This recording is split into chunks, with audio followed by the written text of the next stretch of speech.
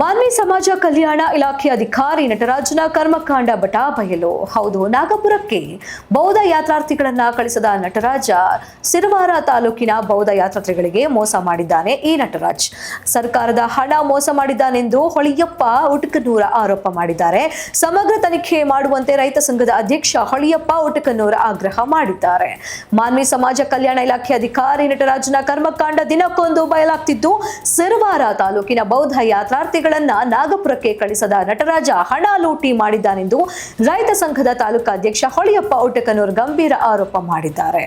ರಾಯಚೂರು ಜಿಲ್ಲೆಯ ಮಾನ್ವಿ ಸಮಾಜ ಕಲ್ಯಾಣ ಇಲಾಖೆ ಅಧಿಕಾರಿ ನಟರಾಜನ ದುರಾಡಳಿತ ಹೆಚ್ಚಾಗಿದ್ದರೂ ಸಹ ಸರ್ಕಾರ ಈತನ ಕರ್ಮಕಾಂಡ ಮೆಚ್ಚಿ ಉಳಿಸಿಕೊಂಡಿದೆನಾ ಎಂಬುದು ತಿಳಿಯದಾಗಿದೆ. ಸಿರವಾರ ತಾಲೂಕಿನ ಬೌದ್ಧ ಯಾತ್ರಾರ್ಥಿಗಳ ಹೆಸರಿನಲ್ಲಿ ಹಣ ಲೂಟಿಯಾಗಿದೆ, ಸಮಗ್ರವಾಗಿ ತನಿಖೆ ಮಾಡಬೇಕು ಎಂದು ಮಾಧ್ಯಮಕ್ಕೆ ನಿಜಕ್ಕೂ ಒತ್ತಾಯವನ್ನ ಮಾಡಿದ್ದಾರೆ ಅಲ್ಲಿನ ರೈತ ಸಂಘಟನೆ. ಮಾನ್ವಿ ಸಮಾಜ ಕಲ್ಯಾಣ ಇಲಾಖೆ ಅಧಿಕಾರಿ ನಟರಾಜನ ಕರ್ಮಕಾಂಡ ದಿನಕ್ಕೊಂದು ಬಯಲಾದರೂ ಸಹ ಅವರನ್ನ ಮಾನ್ವಿಯಿಂದ ಯಾಕೆ ವರ್ಗಾವಣೆ ಮಾಡುತ್ತಿಲ್ಲ? ಸರ್ಕಾರ ಪ್ರಶ್ನೆ ಮಾಡಿದ್ದಲ್ಲದೆ ಮುಂದಿನ ದಿನಗಳಲ್ಲಿ ನಟರಾಜ ವಿರುದ್ಧ ಪ್ರತಿಭಟನೆಯು ಅನಿವಾರ್ಯವಾಗುತ್ತದೆ ಎಂದು ಮಾಧ್ಯಮದಲ್ಲಿ ತಿಳಿಸಿದ್ದಾರೆ. ಇದಾಗಿತ್ತು ಈ ಕ್ಷಣದ ಟಾಪ್ 5 ಪ್ರಮುಖ ಸುದ್ದಿಗಳು. ಮತ್ತಷ್ಟು ಅಪ್ಡೇಟ್ಸ್ಗಾಗಿ ನೋಡ್ತಾ ಇರಿ ನಮ್ಮ ವಿಜಯ ನ್ಯೂಸ್. ನಮಸ್ಕಾರ. ಹೊಳಿಯಪ್ಪ ಉಟಕನೂರ್, ಕರ್ನಾಟಕ ರಾಜ್ಯ ರೈತ ಸಂಘ ಹಾಗೂ ಹಸಿರು ಸೇನೆ ತಾಲೂಕಾಧ್ಯಕ್ಷರು, ಮಾನ್ವಿ. ಸರ್, ಈಗ ಒಂದು ವಾರದಿಂದ ನಾವು ನಟರಾಜ್ ವಿರುದ್ಧ ನಾವು ಏನು ಹೋರಾಟ ಮಾಡ್ತಿದ್ವಿ, ಅವರು ಅವ್ಯವಹಾರವನ್ನು ಸಂಪೂರ್ಣವಾಗಿ ಮುಚ್ಚಾಕುವಂಥ ಪ್ರಯತ್ನ ಮಾಡ್ತಿದ್ದಾರೆ. ನೋಡಿ ಸ್ವಾಮಿ, ಮೊನ್ನೆ ದಸರಾ ದಿನ ಇಲ್ಲಿಂದ ನಾಗಪುರಕ್ಕೆ ಮಹಾರಾಷ್ಟ್ರಕ್ಕೆ ಹೋಗುವಂಥ ಯಾತ್ರಾರ್ಥಿಗಳನ್ನು ಸಂಪೂರ್ಣವಾಗಿ 11 ಗಂಟೆಗೆ ಕರ್ಕೊಂಡು ಹೋಗಿಸಿ ಸಿರಿವಾರದಲ್ಲಿ ಇರಿಸಿ ಅವ್ರನ್ನ ಮಹಿಳೆಯರನ್ನ ಬಸ್ಸನ್ನು ಕರೆಸಿ ಬಸ್ನಾಗ ಅವ್ರನ್ನ ಕೂಡಿಸಿ ಅವ್ರನ್ನ ಇಳಿಸಿ ಆ ಹಣವನ್ನು ಕೊಳ್ಳೆ ಹೊಡಿದ್ದಾನೆ. ಒಬ್ಬರ ಯಾತ್ರಾರ್ಥಿಗೆ 2500 ರೂಪಾಯಿ ಕೊಡ್ಬೇಕು ಇಲ್ಲಿಂದ ಮಹಾರಾಷ್ಟ್ರಕ್ಕೆ ಹೋಗಬೇಕಾದ್ರೆ. ಅದನ್ನ ಏನು ಮಾಡೋಣ, ಸಂಪೂರ್ಣವಾಗಿ ಮಹಿಳೆಯರನ್ನ ಬಸ್ಸನ್ನು ವಾಪಸ್ ಹಿಂದಕ್ಕೆ ಕಳಿಸಿ ಆ ಹಣವನ್ನು ಲೂಟಿ ಮಾಡ್ತಾನೆ. ಹಾಗೂ ಮತ್ತೆ ಆಮೇಲೆ ಮಹಿಳೆಯರನ್ನ ಊರಿಗೆ ಕಳಿಸ್ಯಾನೆ. ಹಾಗಾಗಿ ಅವ್ರ ವಿರುದ್ಧ ನಾವು ಗಂಭೀರ ಆರೋಪ ಮಾಡ್ತಿದ್ವಿ. ಅದನ್ನು ಸಂಪೂರ್ಣವಾಗಿ ತನಿಖೆ ಮಾಡಬೇಕು.